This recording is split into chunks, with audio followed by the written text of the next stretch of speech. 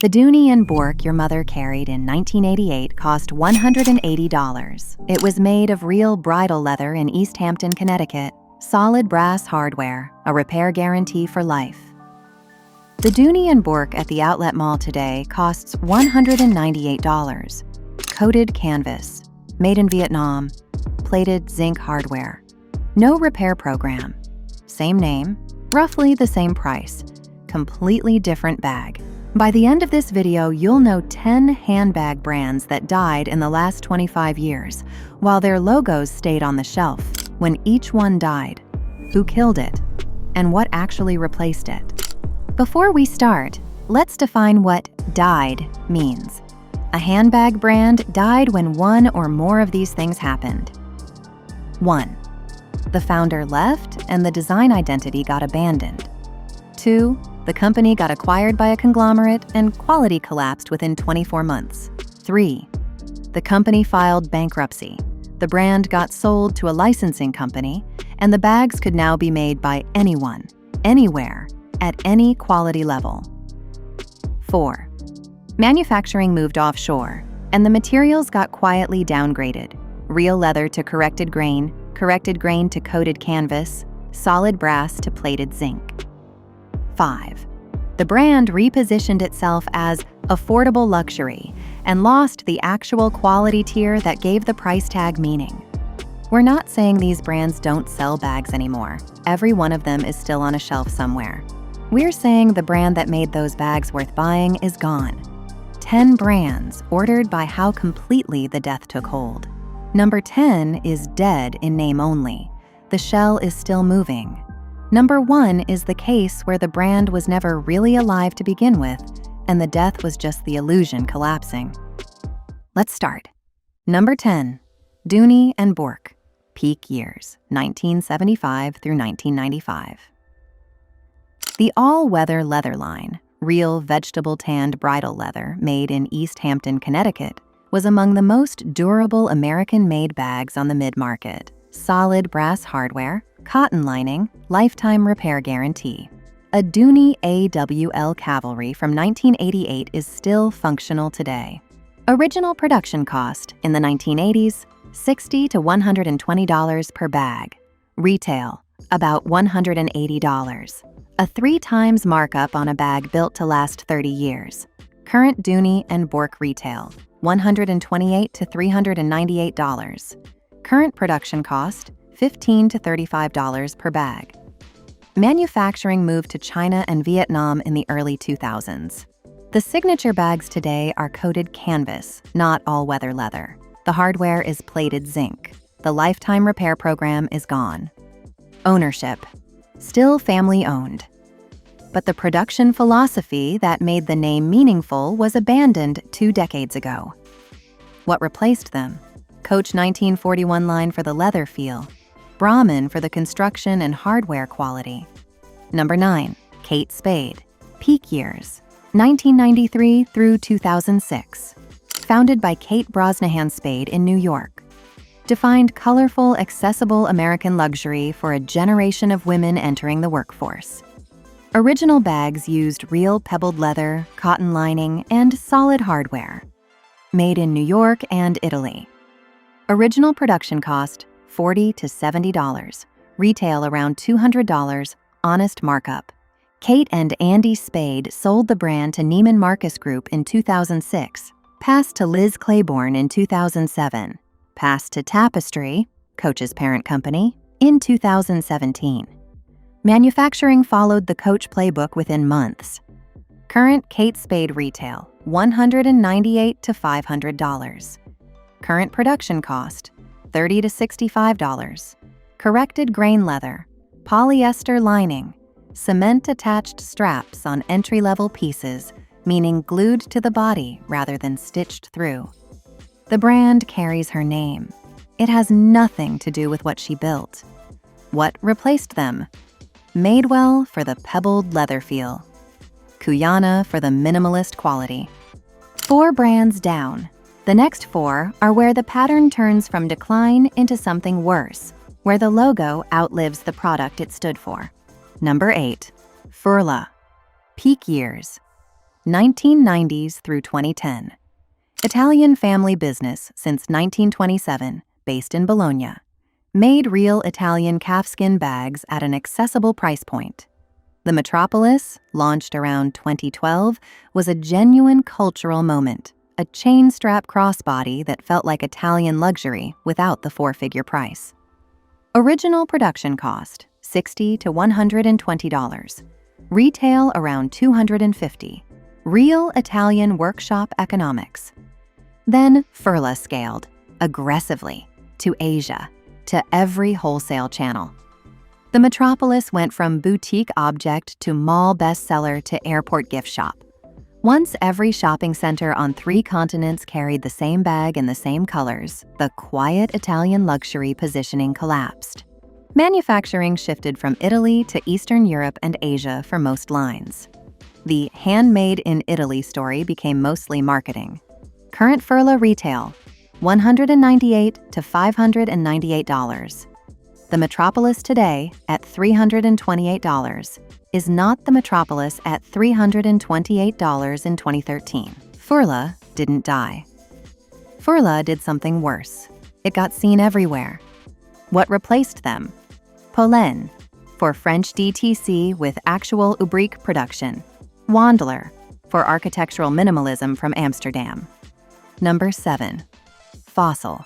Peak years. 1984 through 2005. The graduation gift brand. Real full-grain leather bags at accessible prices. Honest American design at the mall. Original production cost, $25 to $50. Retail around $140. Fair value. Around 2013, Fossil bet everything on smartwatches and licensed watches. Michael Kors watches, Diesel watches, Emporio Armani watches. Company focus shifted to tech-enabled accessories. Leather goods became an afterthought. Materials got quietly downgraded. Real leather on many styles was replaced with leather look and polyurethane. Nobody at Fossil was fighting for the bag division. The stock hit $130 in 2013. It sits around $2 in 2026. Investors gave up on the pivot. A vintage Fossil bag from 2003 on eBay for $40 is a better bag than the new Fossil at the mall for $150. What replaced them? Madewell for real leather at similar price, and Fossil's own vintage bags on eBay. If this is changing how you read a brand name, subscribe. We do this for one category at a time: bags, clothing, shoes, the actual materials, the actual production cost, the actual value behind the label. The next 4 brands are where the pattern gets uglier. Number 6. Longchamp, but only the Le Pliage line. Peak years, 1990s through 2010s. French family business since 1948. The Le Pliage, launched 1993, was engineering genius. A collapsible nylon tote with leather trim made in France, priced under $200. 6 generations of French women carried one through school, work, and travel. Original production cost, Le Pliage, $20 to $40. Retail around $140. Solid, honest value. Then the Le Pliage became so ubiquitous that it lost prestige value. Production largely moved from France to Mauritius. Collaboration after collaboration diluted the identity. The chic French mom positioning eroded as every teenager on TikTok owned one in every color. Current Le Pliage retail, $155. Production cost, $15 to $25. The bag itself still works, but the brand meaning around it is gone. What survived? The Le Roseau line. Real leather, still partly made in France. Nobody talks about it because everyone's talking about the Le Pliage. Longchamp didn't die. Half of Longchamp died. The visible half. What replaced them? Bagu for functional canvas. Vestiaire for vintage Le Pliage. The Le Roseau line for anyone who actually reads the tag. Number 5. Coach, the mainstream line. Peak years, 1941 through 2000. Founded in 1941 in a Manhattan loft. 6 artisans hand-stitching American bridal leather bags, guaranteed for life, aged beautifully. A 1985 court bag on resale for $150 today still works, still shows character, still holds its shape. Original production cost in the 1980s, $50 to $80. Retail around $180. Honest markup for an object built to outlast the owner. Then Coach went public in 2000. Shareholder pressure landed hard. Manufacturing moved offshore, first to China, then Vietnam, starting 2001. The coated canvas C logo signature became the best seller because it had higher margins than leather. Then Coach built out the outlet channel. Full-price Coach and outlet Coach became indistinguishable because they were made in the same factories from the same materials. Current mainstream Coach retail, $150 to $450. Current production cost, $30 to $60. That's the mainstream line. 2 Coaches now exist. This one is dead as a value proposition even if the stores are still open. What survived? The Coach 1941 subline, which uses higher grade leather, closer to the original standard. And vintage Coach on eBay, still functional 40 years after production. What replaced the mainstream line? Vintage Coach itself. Cuyana for minimalist leather.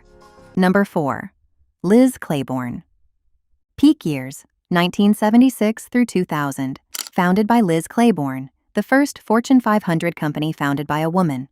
Career workwear plus accessories that actually worked for professional women. Handbags in solid mid-market leather. A staple in the office wardrobe for a generation. Original production cost on the bag line, $30 to $60. Retail around $120. Fair professional brand economics.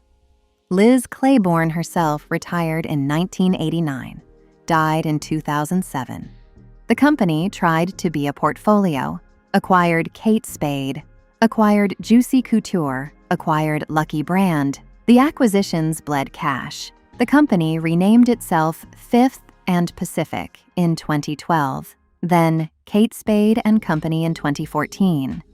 The original Liz Claiborne brand, the actual name, got sold to JCPenney as a house label. Today, the Liz Claiborne label at JCPenney is essentially a store brand. It shares a name with a Fortune 500 pioneer and nothing else. Liz Claiborne is the case study in how a brand can die while its logo keeps showing up on hangers. What replaced them?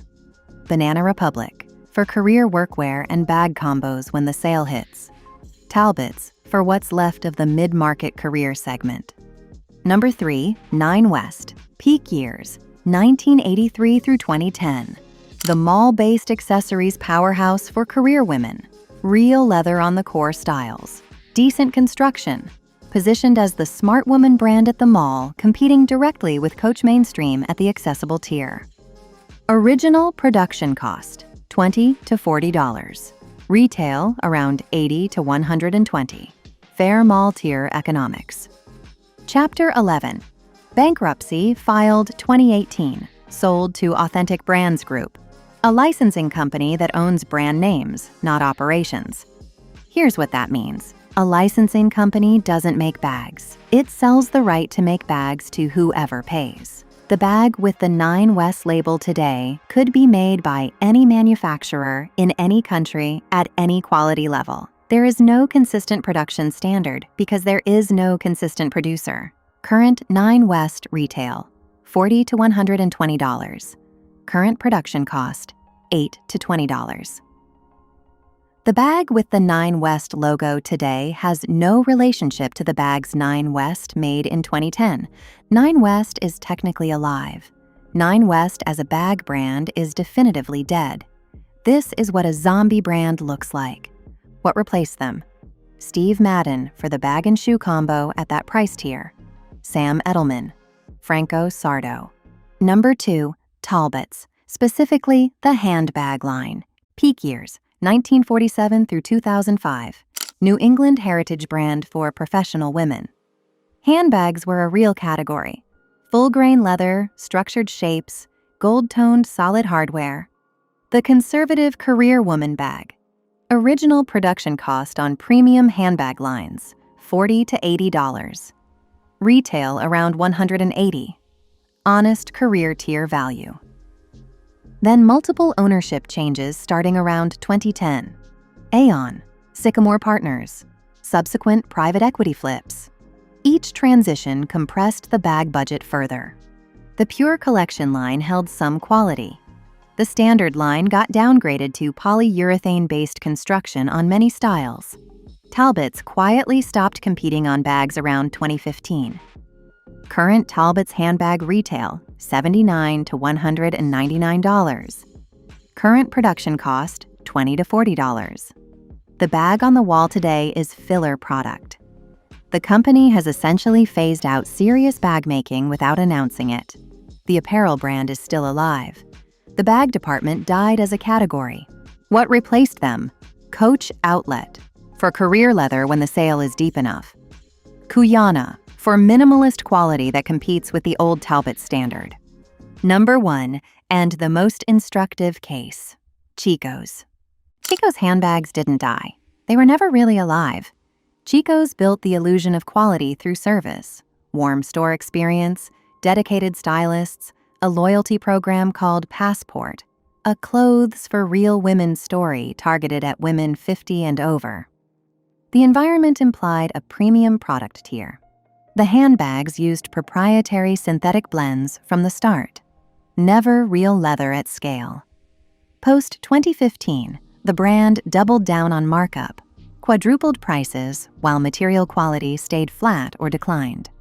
Current Chico's handbag retail, $58 to $168. Production cost, $4 to $10 per bag. That's a 30 times markup on a synthetic blend bag with overlocked seams, the cheapest construction method available. The proprietary sizing on the clothing hides the same trick, that the products are made in the same factories as items at a quarter of the price, differentiated only by branding.